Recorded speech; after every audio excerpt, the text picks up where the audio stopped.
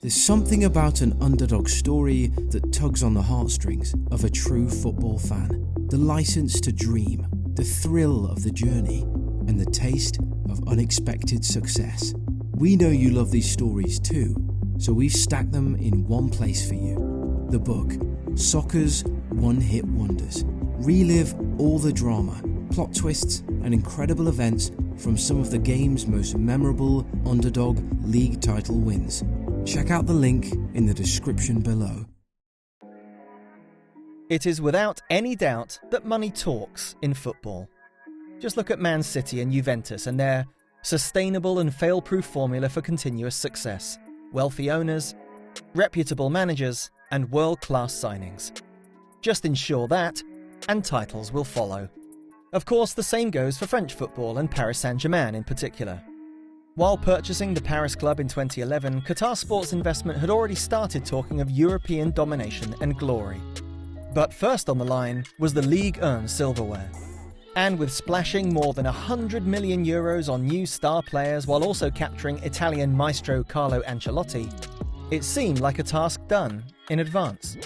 Putting aside the financial potency of PSG, French Ligue 1 has other traditionally solid teams like Lille, Lyon, Saint-Etienne and Olympique Marseille that perform well each season. Still, for those that constantly protest about the influence of wealthy investors in football, there was one French team that put a large red question mark on the money equals success equation in the 2011-2012 campaign. That team was Montpellier HSC. Nobody expected they would enjoy a sturdy start to the league campaign, quickly climbing the Ligue 1 ranking. In fact, they were just slightly behind PSG halfway through the season at the Christmas period. But with Lyon and Lille narrowly behind them, many had written them off, believing they would soon tail off as the more established sides began to pick up steam and get in shape. Montpellier, however, proved all analysts wrong and went on to lose just one of their next 10 games. That included a spirited 2-2 draw against Paris Saint-Germain's world-class squad, which inspired them even more as they finally went top of the table, leaving Les Parisiens trailing in their wake. The most thrilling part was kept for the very end of the campaign. Usually, PSG's 79 points would probably have been enough to win the championship, but Montpellier's side was simply on a whole new level that season, and ended the campaign with 82 points. That is the second highest total in the history of Ligue 1. Needing to avoid losing to Auxerre in their last match to claim their first ever Ligue 1 title, Montpellier started the match carelessly and quickly went behind. With nothing to play for, Auxerre were producing their best performance of the season, and expectedly, this angered Montpellier fans, who expressed their mood by throwing objects such as eggs, toilet paper and tennis balls onto the pitch.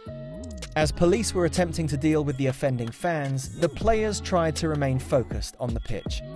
At the same time, they got told that PSG had won their game, so one wrong step in that very last fixture would have caused them to lose their championship. Head coach René Girard and his squad showed nerves of steel though, and when the game finally got restarted after the crowd disturbance, Montpellier just went all-out attack, and Nigerian forward John Utaka finally scored a late winner. It was like a blockbuster Hollywood drama, with the final whistle sounding almost an hour later than scheduled. The city of Montpellier had its own Cinderella moment, and the residents celebrated until the early hours of the morning. On the Monday, thousands crammed into the central plaza to witness the unforgettable trophy ceremony. The club's extravagant president, Louis Nicolin, was seen with a new mohawk haircut, dyed with his team's colours, orange and blue. That was, without doubt, the happiest day in the history of the French club.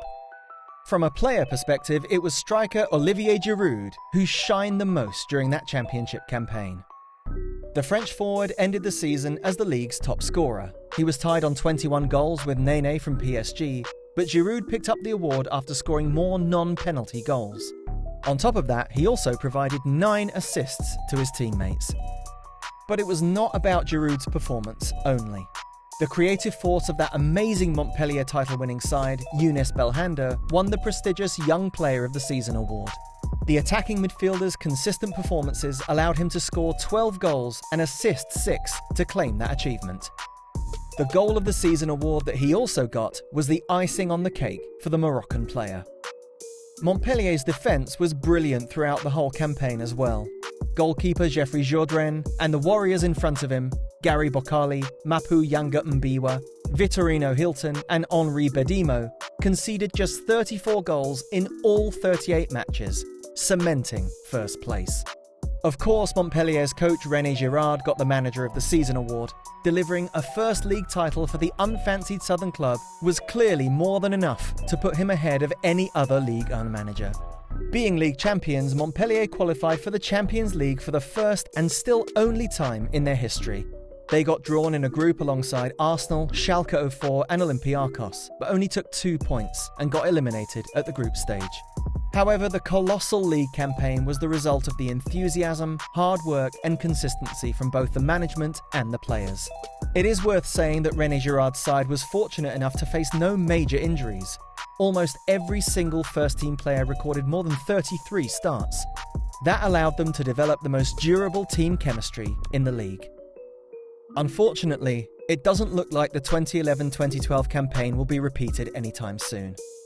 The team's financial struggles make them less and less competitive, especially compared to PSG's unlimited budget that keeps ensuring them title after title.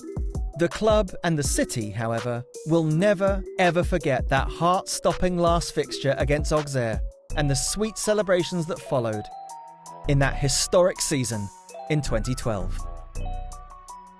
Be sure to subscribe to the channel and click the bell icon to be notified every time we release a new video. If you want your own visual football player card displayed at the end of each video, you can back us now on Patreon. Patreon is a platform that allows you, the viewers, to support content creators like us so they can create quality content for you. Link in the description below.